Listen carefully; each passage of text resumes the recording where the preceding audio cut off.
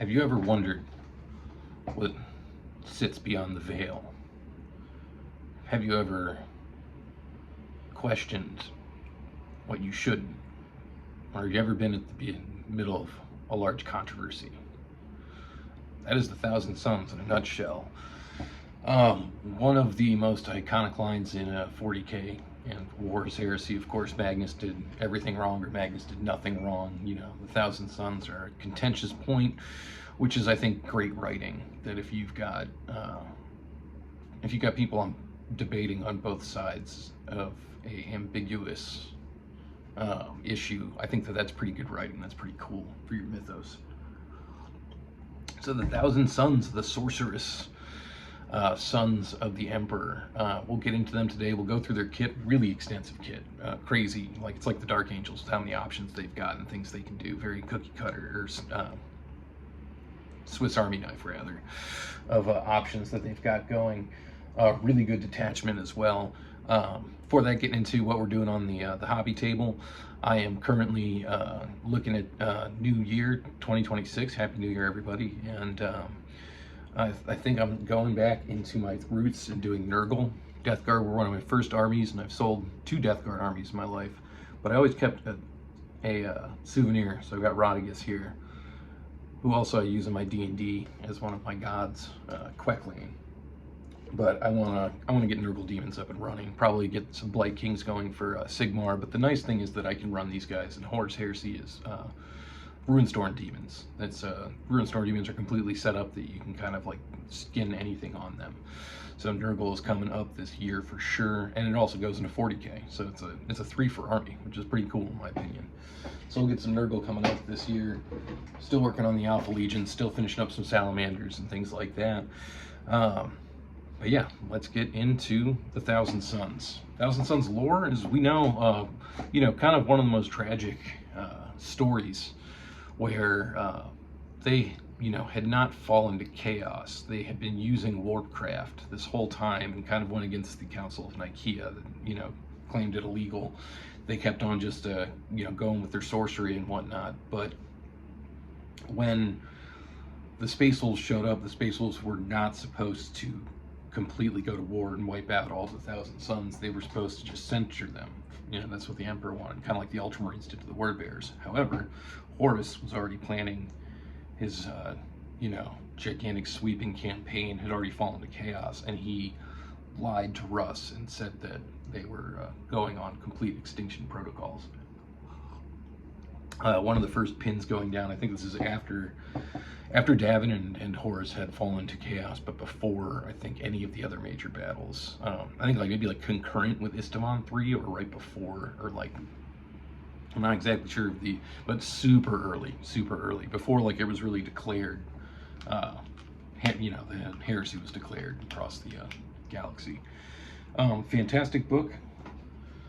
Thousand Sons, Graham McNeil, one of my favorites. It's kind of extensive, goes through a lot of their history. It goes through the Council of Nicaea, like really good perspective of that, which is an important puzzle piece of the continuity going into the Horus Heresy. It's a really interesting book. The Thousand Sons kind of suffer from the first captain syndrome, where Magnus is all right. Magnus is cool up to a point, and then he just starts making really bad decisions, it feels like, in the book. But his first captain, Isaac Araman, of course, it's super cool. It's like trying to save his brethren this whole time, eventually, of course, after Tiza, I think, is the grand city of Prospero, after it's collapsed and Russ has broken the back of Magnus, spoiler alert, I guess. Magnus flees into the warp and then kind of takes on the demonic Primarch form. And a little bit after that, Araman is trying to cure the warp, the change. That was the thing, is that they used so much of the warp that there was the mutation that would come up from, warp. Any messing with the warp, of course. They just thought it was this curse in their blood. They didn't realize it was coming from, the sorcery they were using. And after they, fled from Tiza, they went to a demon planet, so the warp is mutation was all over the place. So Ozzy Ahriman tried to stop it with a giant, the rubric of Ahriman, as it was called, and he made them immortal and solved the mutation, but he turned them all to dust. So only the sorcerers still command their bones and flesh and blood, and all of the troops have turned into dust, and that's of course how they end up in 40k. And the heresy is kind of leading up to that and whatnot.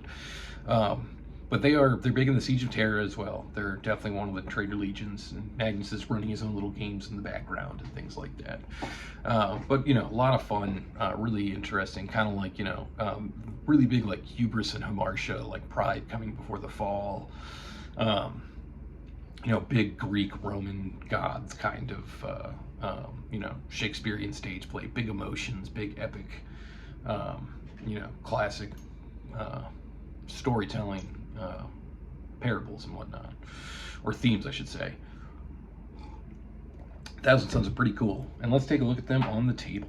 Okay, first up with the armory, they have the Achaean power sword, which is effectively it's a power X that strikes at initiative. It's +1 strength, breaching 5 up. However, it does no knockdown to your initiative, so pretty solid weapon.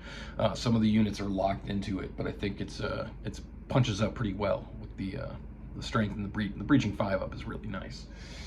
Telekine Shift is a troops prime slot that you can take, and it allows you, when you rush, to take a willpower check. If you pass, you have anti-grav and move through cover, and if you fail, you do not move.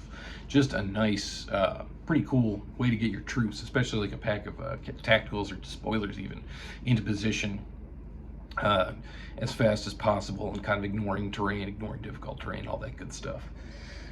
Their Legion Tactica is +1 to willpower across the entire board. Your whole army gets it, even your dreadnoughts. It is important because you can make pretty much every single unit can be a psyker, and they can't take psychic disciplines. That's only the heroes can take psychic disciplines, just like classic, but they have their own kind of miniature psychic disciplines called the Prosper and Arcana, which we'll jump into. I'm gonna there's a lot in there, and I think I could do an entire video just on the Prospering Arcana, so I'll kind of breeze over them a little bit and then dive into the ones that I used. To keep it simple in my list, I only used 2 of them. But the Gambit is really nice. You can, after rolling, you choose it, and after rolling your focus roll, you can just replace it with your willpower stat, which has a +1 and is going to be pretty solid. So if you roll low, it can push you up a little bit, or if you see what they, if they've rolled and you, it's just, that you're gonna, or you rolled low, it's a great one. You know what I mean? That could be like a 9, it could be a 10, or if you're looking at, characters, it's probably gonna be a 10 or even an 11 on a Praetor, maybe. No, it'll still be a 10, but that's high. That's a nice focus roll for you. The detachment is excellent. It has a prime troop slot, a fast attack, an elite, ding ding ding, really good. Elite slot and an auxiliary is always good, and a heavy transport, so you can get that Land Raider or your Spartan in without having to worry about taking the Armored Fist with 4 slots and things like that. Sometimes that can feel like a tax, or just like unless you're running 2 Land Raiders or even 3. Like, careful there, Padre, with 3 Land Raiders. I've never even imagined that. Maybe we'll make a 3 Land Raider list before the end of this, but whatever the case, having your heavy transport locked into an auxiliary detachment with other units that you can take, different units, is really I think adds flexibility and is a really nice tool in there. The advanced reaction, Fortress of the Mind, gives lets you get a 5-up invuln, which is pretty crucial, I'd say. I believe it's a once per battle. Yep, once per battle. So that's a really crucial one. Keep that in, when you need something to stay alive, or especially if you've got like an elite unit like Seekers or something like that doesn't have an invuln, that is kind of vulnerable. That's a good one. The Prospering Arcana. I'm going to go through these super quick, and then we'll get into the list itself. They all have a weapon, and I'll kind of just like breeze over what like I said, we're going to go kind of breezy on this. Raptora, I actually did take with my list here. Raptora is one of them because it gives you a Kind Shield, which is a reaction that gives a Shrouded, which is a feel no pain, just a phenomenal tool to have for a lot of units. And they have a crushing force, which is like a nice vehicle killing melee attack. Next up are the Pyre. They have an Inferno Shield, which is you do damage when you take damage in melee. So you have like wounds pouring out when you've taken melee hits and things like that as you're exploding with damage. They have once again a really good breaching, critical hits, and armor bane weapons on the Burning Grasp. That's a nice one. The Pavoni, kind of like, I like that. The Pavoni is real cool, very defensive. Is a reaction to shooting, you get a +2 to your toughness, which can be huge. Imagine that on Terminators going up to toughness 7. Put that on a Dreadnought, you know what I mean, going up to toughness 9 or 10, depending. I definitely took advantage of that in this list. I did not take advantage of that in this list. I went with the Shrouded instead, keep things simple, but I think that Pavoni has a lot of play. I think you could make like an entire Pavoni list and be cooking along. And then they have a poisoned attack that does 2 damage. Still, pretty cool look. Nice little, sidearm in your options. And these weapons are cool because one character in the unit gets it. So your whole unit, it's like you get a free weapon built into your unit. Corvidae is another good one. I took this. That has 2 different psychic powers, no weapon this time. The Psychic Blessing lets you put Rending 5 up on a shooting attack. No notes. Phenomenal. There's so many weapons. I took advantage of it with autocannon since they have breaching, so if you get 5 up on your hit, you automatically wound on a 6, so you automatically get that breaching pushed through. You cannot use Rending on blast weapons or template weapons, but there are, just having, even putting that on bolters, 5 up Rending bolters that are automatically wounding, like there's so many good options with that one. Corvidae is nice. And then the other reaction reduces the movement of an enemy unit and forces them on difficult terrain, which is cool. Athenian is the final one. Clarity. You can remove a tactical status, which is always handy. I think that Athenian can definitely find uses for about anybody getting that extra, and it's in the start phase, I believe. So a nice tool. They have a panic-causing weapon as well. Doesn't do a lot of damage, but causes panic, which is always nice. So that one's kind of like the status effect, causing and removing status effects for you on that one on Athenian. Going right into the units, a lot of named units. So we'll get into that in season 2. But the Prospering Sorcerer is a really fun one.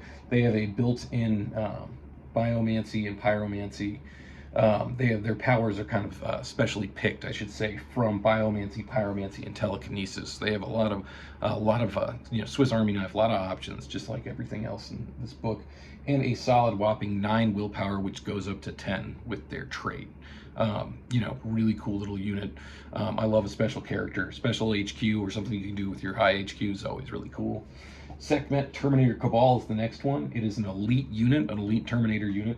That has Vanguard 3. We're always looking for that in these specialty units, Vanguard or line. They come with the 4 swords, the Achaean pattern, Achaea pattern power swords, which, like I said, are at initiative power X's effectively. So if you're going up against power X's, it's just a sheer upgrade. They can also take lightning claws. They can take power fists. They've got all those options, which is pretty nice for your Terminators. And they can also take, of course, the ranged weapon with a heavy Flamer Reaper autocannon or plasma blaster. Finally, the Kanatai Occult Cabal. These guys are blade masters. They are extremely good. They have their own built-in psychic powers called Blade Weaving and Mind Song of Blades, which are a little complex to jump into, but just they are, paired Achaea 4 swords. They've got the same 4 swords, but +1 to attack on them. They are psychers like everyone else. Just a phenomenal, really cool melee unit that you could tool up really with its psychic powers or with a Prospering Arcana. So we'll get into the list real quick. I made my specialty character is named Toth Kamai. He is a Prospering sorcerer. So we'll get, go jumping right into the Crusade detachment. For my Praetor, I took a Praetor and Terminator armor so that he could go jump in with a power fist. I took Raptora so that he could get the Kind Shield and throw that up for his unit that he's in, and he's going to be going, of course, with the Sekhmet Terminators. My Centurion is nice and simple, just a pair of lightning claws. My Librarian I took has Pyromancy and Telepathy, so I actually did get to jump into the Psychic disciplines with these guys. And then the Prospering Sorcerer took Paragon of Battle, just to make him real scary once he gets into a fight. He's probably going to be chilling with the Kanatai Cabal Blades, so that he can help out, you know, push them a little farther and have like a really nice, you know, scary weapon skill 6 character in there. I took 1 Prime Troops here and gave them Corvidae so that they've got rending on those bolters. Why not? Fury of the Legion with rending bolters sounds pretty cool. And I gave them Combat Veterans. I didn't give them a Vox, because I upgraded them with the Prospering Arcana, so to keep them cheap, I just gave them Combat Vets, and I figure that'll keep the status effects off of them. Took 3 Rhinos. We'll go into which units are in the Rhinos as I get into them. And my first auxiliary detachment was the heavy support. I took 7 dudes with autocannons and gave them the Raptora Called Arcana, so they're getting those rending 5-up shots on, you know, like I talked about earlier. I just wanted to fit some autocannons in there. Next up, I took 2 different heavy support detachments with my Centurion. Got me 2 slots. Haven't really messed around with Dreadnoughts that much. I keep forgetting to put them into lists. I love Dreadnoughts to death. I know that there's kind of the argument that they're not that great this edition, but I still think that they're cool. My Salamanders list, I still haven't gotten to an army that I actually own yet, besides doing the Alpha Legion in the beginning. But when I get to my Salamanders, I've got like 4 Dreadnoughts. I don't put them all in the same list, but I've got like 1 of each, even an old box Dread. But anyway, so I took 2 Dreadnoughts here. Enough about the Salamanders. We're 1,000 Suns.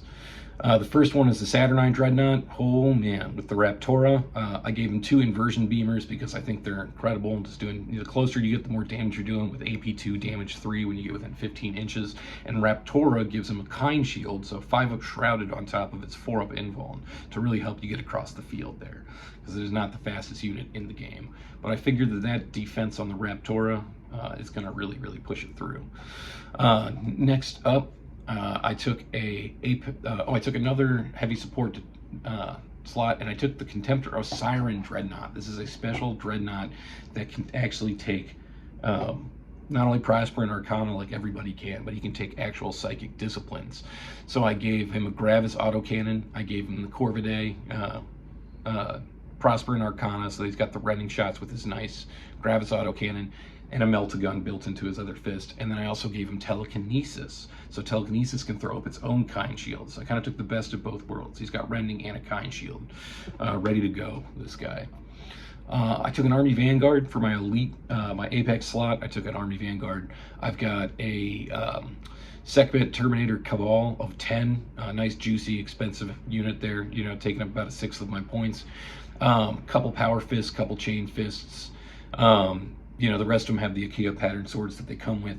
And I took Master Sergeant so I can give that champion, you know, the Sergeant there becomes a champion with better weapon skill, pushing them to weapon skill 6, which is real nice.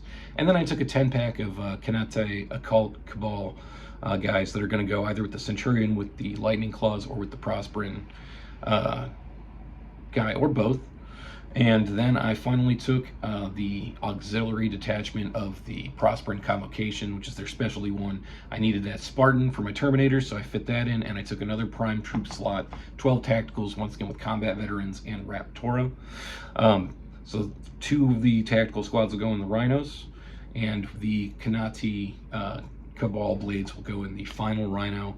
And then, of course, the Sekhmet Terminators with the Terminator Praetor are going in the Spartans. So that's where everyone's... all my units, you know, lots of transports on this one, getting around. I like going lots of transports, especially when you take Dreadnoughts, because they've got, you know, bad choice. Do they shoot the Dreadnoughts that do tons of damage, or do they shoot the, you know, Rhinos that are going to be scoring points and things like that? So it's kind of a, should be a fun list, could be cool. But yeah, that's the 1,000 Suns, guys. Welcome to the new year. Good to be back. And I hope your hobby goals are met from last year, or are moving on to next year with new hobby goals. Like I said, we got Nurgle Demons coming up, almost completely done with the Knights, and we'll see about this year. This year on the channel, get a little Mordheim going. I'm playing some Mordheim. It's extremely fun, really brutal little game. It's more campaign build. So kind of like you build like an RPG, like a slow build, or slow grow, I should say, which is really cool. I want to try and eventually get some battle reports going, even if they're just, not even videos or streamed or anything like that, but if they're just still frames with a little narrative behind them. I'm gonna see what I can put together. But yeah, Happy New Year, happy 2026, everyone. This is Carter Reynolds, still sober here on 5 Up Recovery, still working on models and painting, and I hope you guys have a wonderful day. Thanks.